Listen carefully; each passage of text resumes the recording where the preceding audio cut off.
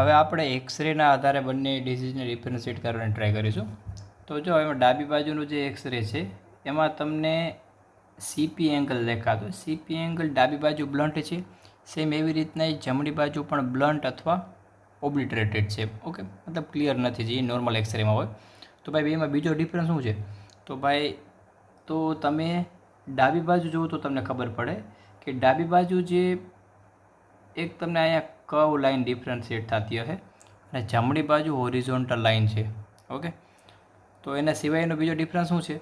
તો એના બીજો ડિફરન્સ એ છે કે બંનેમાં જો વ્હાઇટ શેડો પ્રેઝન્ટ છે. આ હું ક્રોસ કરું છું એ વ્હાઇટ શેડો એકદમ, એનો મતલબ કે એક્સરેમાં વ્હાઇટ શેડો તમને ફ્લુઇડ દર્શાવે.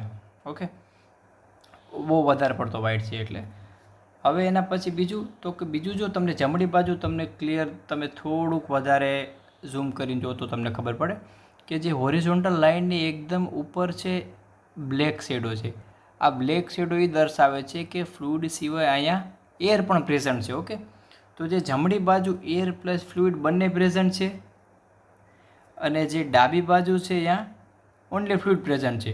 ઓકે, તો ઓનલી ફ્લુઇડ પ્રેઝન્ટ છે એટલે એમાં ડાયગ્નોસિસમાં તમે એવી રીતના આવી શકો કે એ પ્લુરલ એફ્યુઝનનો એક્સરે હોઈ શકે અને જે જમણી બાજુ છે અહીંયા હાઇડ્રોન્યુમોથોરેક્સ હોઈ શકે.